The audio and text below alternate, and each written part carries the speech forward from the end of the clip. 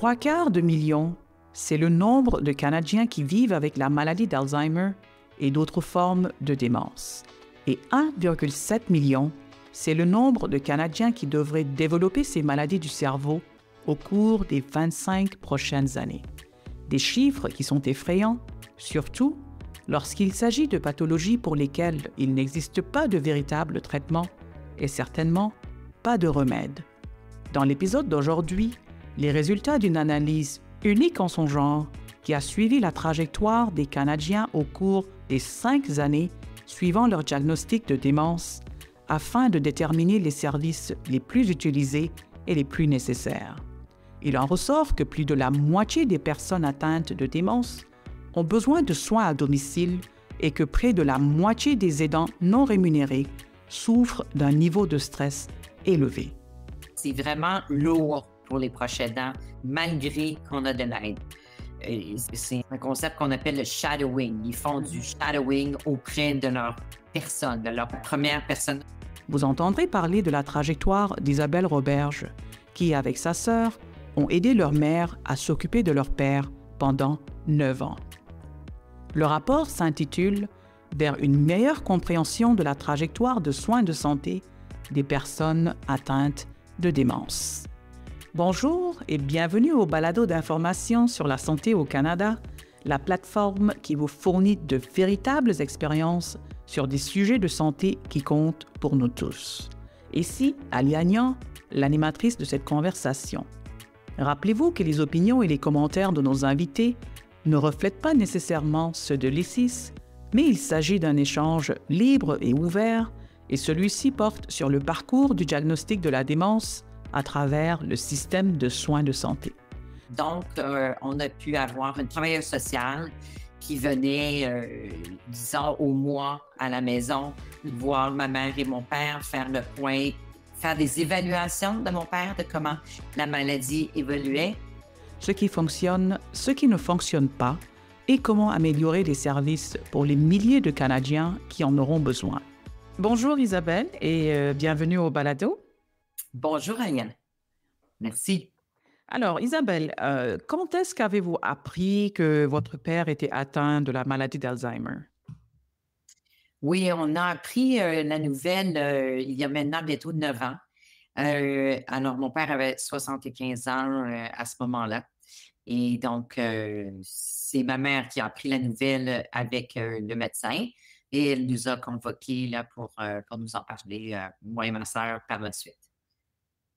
Et quelle a été votre réaction quand vous avez réalisé qu'il s'agissait d'une démence?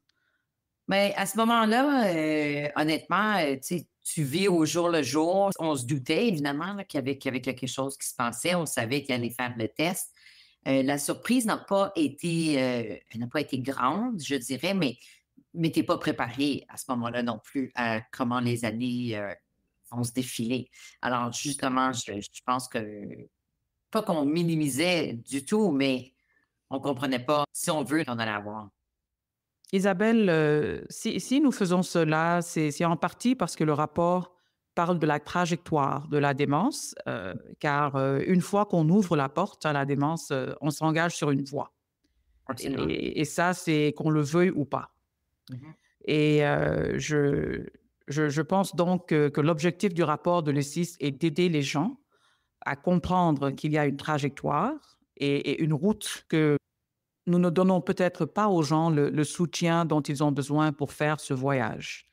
Et j'aimerais savoir, qu'avez-vous dû faire pour votre père? Je suis entièrement d'accord que la route, elle n'est pas nécessairement bien expliquée. On ne la comprend pas directement quand on a le diagnostic, que ça se fait au fil des années. Mais en même temps, Alia, je dirais que de notre côté, nous sommes en région.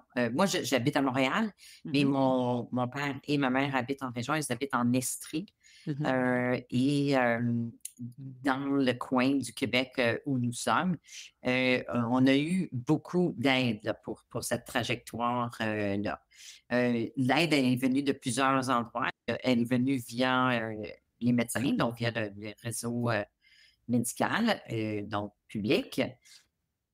Donc, il y a 9 ans, nous avons appris cette nouvelle, ce diagnostic pour mon père via les médecins qui lui avaient fait des tests pour déterminer son niveau cognitif. Ma mère nous a appris la nouvelle parce que c'est elle qui était avec le médecin. Et comme je disais, le choc est là, mais en même temps, ça semble tellement dans longtemps à ce moment-là. On sait que le déclin va se faire, on espère, de façon lente. Donc, ma sœur et moi, nous ne étions pas alarmés.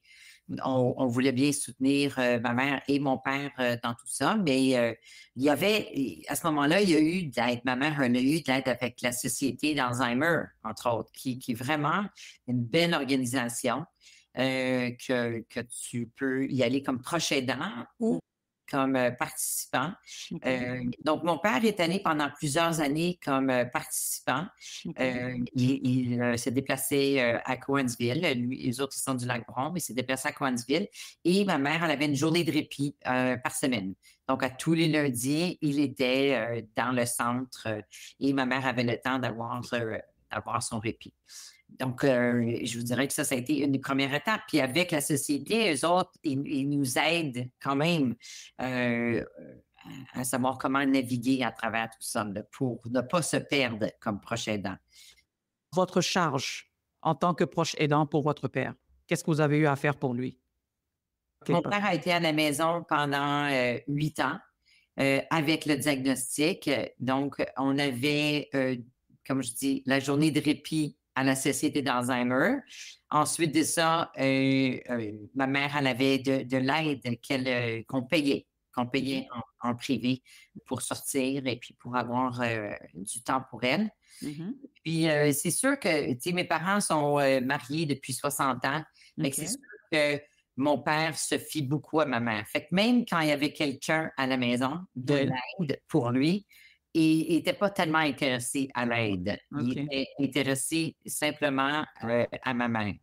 Alors, à savoir où elle était et tout. C'est vraiment lourd pour les proches aidants, malgré qu'on a de l'aide. C'est un concept qu'on appelle le shadowing. Ils font du Mhm. shadowing auprès de leur personne, de leur première personne. La première personne de mon père, c'était ma mère, 60 ans de mariage. Ils ont habité ensemble pendant 8 ans avec le diagnostic. Elle en a eu beaucoup sur les épaules. Ceci étant dit, c'est important de mentionner que pendant tout ce temps-là, mon père, quand lui a eu son diagnostic, lui l'a accepté. Il y a beaucoup de gens qui n'acceptent pas la maladie. Et en n'acceptant pas la maladie, ça rend ça difficile pour tout le monde, pour le proche aidant et pour les enfants, etc. C'est Nous, clair. on a eu cette chance d'avoir un père qui disait souvent, tu sais, j'ai plus la mémoire que j'ai. Il acceptait sa condition. Je vous dirais qu'on a eu 8 belles années avec lui à la maison. Ça s'en venait de plus en plus lourd, c'est certain, étant donné physiquement, ça devenait plus lourd parce qu'à un moment donné, ils viennent des problèmes pour aller aux toilettes, ils viennent avoir des problèmes même à circuler dans la maison, malgré que avons une maison sur un étage, Mhm. des tapis, etc. Donc, s'enfarger dans tout. Fait que ça, c'est à un moment donné, ça devient trop lourd. Moi et ma sœur, on habite à Montréal. Alors, ma sœur et moi, nous étions présentes les fins de semaine pour aller voir les parents et les aider, mais la semaine, toute la charge à la maman. Ça, c'est une réalité de bien des gens, là.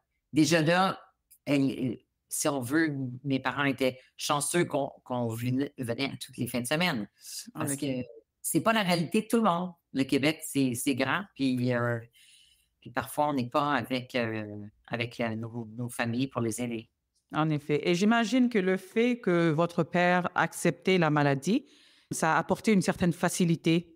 Et j'imagine également le fait qu'il se rabattait plus sur votre mère. Il avait plus confiance en elle, comme vous disiez tantôt, étant donné que ça faisait 60 ans qu'ils sont mariés. Ouais. Et donc, j'imagine que vous voyez une certaine, je dirais pas un fardeau, mais quand même cette lourde tâche pour votre mère et également pas que vous la perdiez, mais vous sentez cette lourde tâche qu'elle avait sur ses épaules et vous sentiez le devoir d'être là pour elle et de la seconder, de l'aider par rapport à la maladie de votre père. Absolument. Et ensuite est venu le temps, cet été, qu'on réalisait que où ça s'en venait, c'est que on allait perdre ma mère si on n'allait pas perdre mon père. Elle allait partir en premier. Puis on sait que ça arrive. Elle a été fragilisée, elle, il y a 2 ans, en se cassant la jambe. Puis c'est sûr qu'à cet âge-là, elle a 82 ans maintenant. Bien, on en perd, hein? Alors, fait que cet été est venue la décision ensemble, ma mère, ma sœur et moi, de passer à l'étape que ma mère ne pouvait plus garder mon père à la maison, que c'était physiquement et mentalement beaucoup trop lourd comme charge. Combien de temps avez-vous passé à vous occuper de votre père, si on devait donner un nombre d'heures, mettons, par semaine? Moi, et ma sœur, c'est difficile à quantifier parce qu'on se séparait la tâche.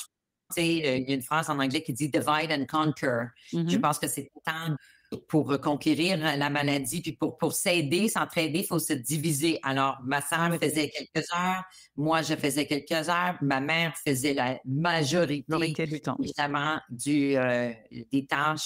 Fait que c'était quelques heures par fin de semaine. Mais la distance a fait ça, hein? Vous comprenez, Je pense. Montréal et l'Estrie, alors. Mais des téléphones à tous les jours, etc., là, tu sais. Il y a, la présence, elle n'est pas seulement quantifiable en heures. Puis je pense pas que personne doit se sentir coupable quand ils vivent un diagnostic comme ça les prochaines dates. C'est pas une question d'heures en quantifié, c'est la qualité. C'est d'être là, puis d'être là surtout pour le prochain dent.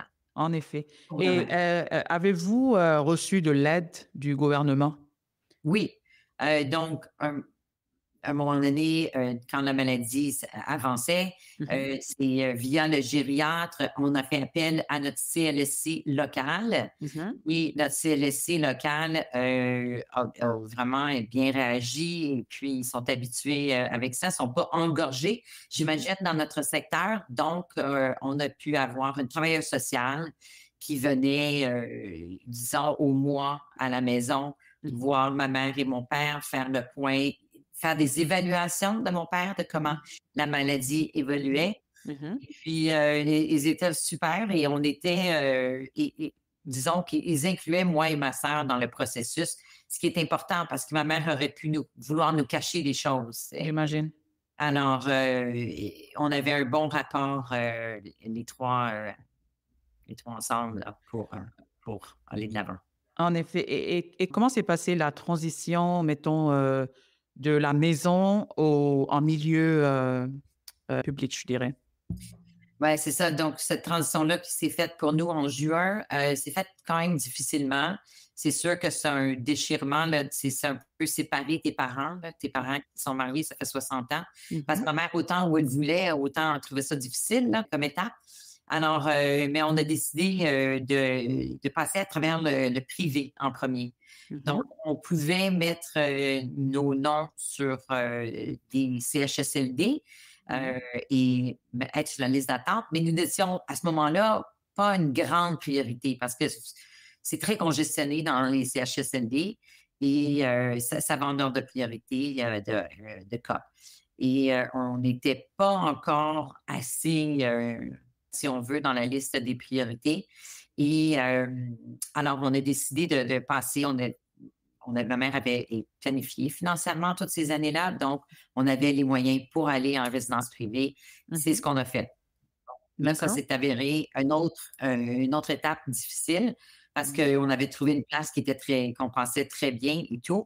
Mais on est souvent mal informé dans les résidences privées. On se fait mal informer. On nous a dit qu'il y avait une aile, évidemment, pour les patients atteints de démence cognitive. Mon père allait être dans cette aile-là avec 15 autres pensionnaires. Et c'est ça. Fait que donc, on ne nous avait pas avisé assez, si on veut, directement, que s'il y avait des problèmes de comportement ou s'il y avait des problèmes physiques, par exemple d'incontinence, ben, il ne pouvait pas rester. Alors, ça a été un peu un choc parce que son étape en résidence privée, son déménagement a duré une semaine. Je veux dire, il est resté là seulement une semaine. OK. Après une semaine, ils l'ont mis à la porte. Ils Ah, ont jugé que son comportement était trop agressif. OK. Et puis, donc là, du jour au lendemain, il a fallu quitter. Et puis ça a été un gros choc. J'imagine. Gros choc pour nous, gros choc pour ma mère. Donc, ce qu'ils ont J'imagine. fait, c'est que c'est arrivé le soir qu'il y a eu un comportement déplacé. Oui. Et puis, ils ont appelé ma mère le soir même pour l'aviser. Puis, ils ont dit, venez nous voir demain. Mhm. Ils ont appelé la travailleuse sociale pour qu'elle soit présente également pendant cette rencontre. Mhm. Et à cette rencontre, ils ont dit à ma mère, il doit partir. Mhm. Alors, là, ma mère, elle a dit, ben, quand? Ils ont dit, ben, aujourd'hui. Puis elle a dit, oh. Puis là, ils ont dit, ben, vous avez deux choix. Soit qu'il retourne chez vous à la maison Oui. ou qu'il va à l'hôpital. Alors, OK. tu as 82 ans, tu te fais donner cette option-là, c'est pas c'est vraiment pas une bonne option. Alors, Effectivement. parce qu'à ce moment-là, on a toujours peur des hôpitaux, on sait que les gens restent pris aux urgences, dans le couloir, et cetera. Oui. D'avance, avec sa condition très avancée, c'était pas idéal. Oui. Ou bien c'était de l'envoyer à la maison. Alors, ce qu'elle a fait. Il est D'accord. revenu à la maison. Là, la OK. travailleuse sociale, elle était là. Elle a donné droit à ma mère à beaucoup d'heures. Euh, Mhm. une présence pratiquement 24 heures sur 24, 7 jours sur Donc, 7. vous avez D'aide. reçu beaucoup d'aide au Beaucoup retour à la d'aide. maison. OK. Ouais. Mais OK. là, il y a eu un autre épisode parce que, bon, on ne sait pas comment les gens vont réagir quand ils sont déracinés comme ça, là. Mon père était complètement déraciné de son milieu. Comme je Mhm. vous dis, il était très attaché à ma mère, trop Mhm. attaché à ma mère. Oui. Et puis, il a réagi fortement à cette séparation-là. Mhm. Puis, en ayant un comportement, disons, un peu déplacé, un peu agressif. Et puis, mais c'est très fréquent dans la maladie. C'est très fréquent. Pour des gens qui n'ont pas été agressifs auparavant. Et combien Euh, de temps est-il resté à la maison? une autre semaine à la maison jusqu'à ce qu'il y ait un événement. Et là, la dame disons, qui avait été engagée par la CLSC, nous a téléphoné à moi et ma sœur pour nous avertir qu'il y avait eu un comportement déplacé. Et là, ma sœur et moi, on a bien compris. Ma mère n'était pas présente à ce moment-là. Oui. Ma sœur et moi, on avait bien compris comment le système fonctionnait à ce point-là. Et Oui. que pour rentrer dans le système de CHSLD, dans le système public, Public? Oui. en priorité, Oui. il fallait que ça passe par l'hôpital. OK. Donc là, on a appelé l'ambulance police qui sont Oui. venus pour mon père pour l'amener à l'hôpital. OK. Il a passé 3 semaines à l'hôpital en attendant qu'il y ait une place qui se libère en CHSLD, près de chez nous, dans Mhm. la région. Isabelle, est-ce que durant les années de sa maladie, mis à part ce moment dont vous venez d'expliquer, qu'il a dû être hospitalisé pendant 3 semaines, est-ce qu'il a eu à rester à l'hôpital au courant de ces années? Non, avant, il n'avait pas été hospitalisé. Là, après ces 3 semaines-là, il y a un endroit qui s'est libéré à Cowansville, dans un CHSLD, et il a été déménagé là. Et par la suite, c'est une grosse transition, là, c'est sûr, mais on y allait beaucoup. Ma mère y allait à tous les jours. C'était à peu près 20 minutes de route pour elle, aller et 20 minutes retour.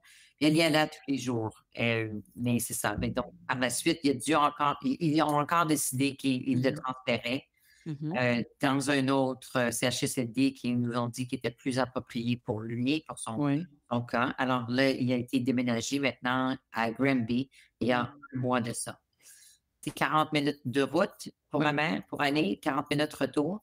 Oui. Et puis elle se sent le besoin d'y aller vraiment souvent. Mhm. Euh, Ça, c'est quelque chose qu'on sait, c'est partager les avis des experts, à quel point est-ce que c'est bon d'y aller souvent ou non. Oui. Ça, je trouve que là-dessus, on n'est pas trop guidé sur les bonnes pratiques. Mhm. J'aurais préféré ça qu'on nous donne c'est quoi les meilleures pratiques parce qu'on a de la difficulté un peu à convaincre notre mère de ne pas y aller trop souvent et de ne pas s'épuiser. Elle a dit que se sent bien d'y aller, mais en Oui. même temps, c'est qu'elle se fatigue beaucoup parce qu'elle En est effet. âgée et En là, effet. elle a beaucoup de routes à faire. C'est clair. Et puis cet hiver, avec la neige, on ne sait pas comment on va faire. Il va C'est clair. falloir. Donc, Et Isabelle, l'un des éléments du rapport de l'ISIS est le pourcentage d'aidants naturels qui mhm. éprouvent de la détresse en vivant avec une personne atteinte de démence. Et ce Oui, pourcentage est très élevé. Donc, c'est oui. 46 soit près de la moitié. C'est quand même beaucoup, je trouve. Et moi, je vous demanderais, quelle est la révision nécessaire à faire? Et si vous pouviez réparer les systèmes pour les familles qui vous suivent avec un diagnostic de démence, que feriez-vous? Je suis pas surprise, mais et même de votre chiffre du rapport de 46. Moi, je Mhm, dirais même plus que ça doit être plus que ça, la mhm. vérité. C'est possible. On la voit à l'école avec notre mère, qui se manifeste par, tu sais, c'est sûr que c'est des journées, hein, des bonnes et des moins bonnes journées.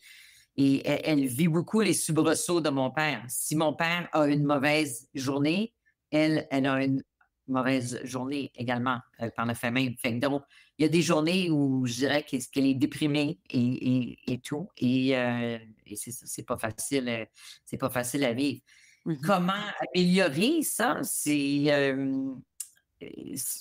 Je n'ai pas la solution, puis je pense que personne semble avoir la solution pour l'instant parce qu'il manque toujours des ressources. Tout est une question de ressources et de communication. Je pense qu'ils font vraiment leur mieux en CHSLD. On a quand même des très bonnes expériences avec les gens qui y travaillent. mhm, Euh, mais c'est sûr que par moment, on se sent seul aussi. Comme je disais, là, j'aurais mhm. aimé ça qu'on nous guide à savoir c'est quoi les bonnes pratiques, combien il faut y aller à quelle fréquence, puis d'avoir vraiment quelqu'un qui aide ma mère à renforcer ça. Ouais. Disons que s'ils disent que c'est pas plus qu'aux 3 jours, allez voir votre mari, et pas plus qu'une heure par jour, exemple, Mhm, mhm. j'aurais aimé ça qu'il y ait quelqu'un qui fasse un certain suivi, qu'elle écoute pour pas qu'elle tombe en détresse, justement. Euh, ça se fait pas. Nous, on est chanceux. On a, disons, on va chercher de l'aide au privé. Ma mère voit un psychologue qu'elle paye personnellement, là, Mhm. alors pour aller chercher cette aide-là. Mais tu sais, la personne, la psychologue n'est pas spécialisée non plus dans cette maladie ou n'est pas spécialisée en deuil. Ça aussi, c'est une autre ressource, comme vous savez, qui est difficile à avoir des psychologues. Alors, Ouais, en même quand on effet. les paye. Alors, c'est sûr que quand on ne les paye pas, si c'est à travers le système public également, mais ça va être très peu fréquent comme visite Ouais, et puis très peu d'aide là aussi. ouais, en Il faut effet. vraiment, ça prend un village, il faut vraiment être bien entouré. Je pense que, C'est clair. et je pense aux gens qui n'ont pas d'enfants, comme moi, mes parents ont ma soeur et moi, on est Oui, très présentes. oui. On y va chacune 2 fois par semaine, donc là, ça Mhm, fait techniquement 4 jours. Il mhm. resterait 3 jours à ma mère à se déplacer si elle veut une présence journalière. Mais alors là, on était encore à regarder à peut-être avoir de l'aide qu'on payerait pour faire une compagnie pour mon père en Ah, CHSLD. OK, je comprends. Oui, peut-être un peu de culpabilité, c'est sûr qu'il y a une partie de ça, mais Oui. aussi sentir qu'il y a quelqu'un qui est là juste pour lui. Parce qu'ils sont très, et comme je dis, sans vouloir rien enlever Mhm, aux personnes qui travaillent là, qui sont absolument magnifiques et qui mhm. se donnent corps et âme. Euh, Elles ont beaucoup de patients. Et ils ont tu sais, une Et, quinzaine, ils sont deux, trois pour une quinzaine de patients, mais c'est beaucoup parce que ces gens-là sont aucunement autonomes. Aucunement. et alors, si je comprends bien, comme vous l'aviez dit tantôt, vous êtes quand même chanceux par rapport à d'autres personnes qui n'ont pas pu avoir autant d'aide du gouvernement et qu'également votre trajectoire n'a pas été aussi difficile. Absolument. Puis comme j'ai dit, je répète que lui, il nous a rendu ça facile pendant ces 8 premières années de diagnostic en acceptant ça. En effet. Alors, oui, on se considère malgré tout des gens très chanceux dans ça. Ma mère se considère chanceuse Oui, parce qu'elle a aussi 2 filles très présentes qui viennent exact. toutes les fins de semaine et qui vont voir, on va voir chacune 2 fois mon père. Fait que oui, on fait partie des chanceux, mais il a fallu s'organiser. On va chercher des ressources. On a un budget pour s'occuper de mon père, pour ces ressources-là. Alors, oui, on fait partie des chanceux. Ah, c'est parfait. Absolument. Alors, merci beaucoup, Isabelle, de nous avoir partagé votre trajectoire de la maladie d'Alzheimer de votre père. C'est très, très apprécié. Merci beaucoup. Merci. Puis j'aimerais rajouter que s'il y a des gens qui nous écoutent là, qui ont eu récemment ce diagnostic, il faut aller demander de l'aide, il faut s'organiser rapidement au niveau financier, les budgets, etc. Mais il faut s'organiser, puis il y a moyen d'y arriver. Il y a Société d'Alzheimer qui est une ressource extraordinaire. Et il y a Info Proche Aidant aussi qui est une ressource. Alors, faut en parler. Il faut parler à son médecin, il faut parler ensuite au CLSC pour avoir toute l'aide qu'on peut avoir parce que la route ne sera pas facile. Parfait. Merci encore pour ces informations additionnelles. Merci à vous.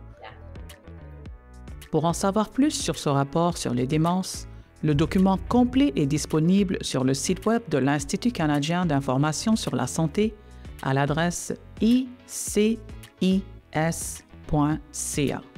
En tant que proche aidante, Isabelle nous rappelle l'importance de demander de l'aide et de ne pas perdre espoir, car il y a moyen d'y arriver.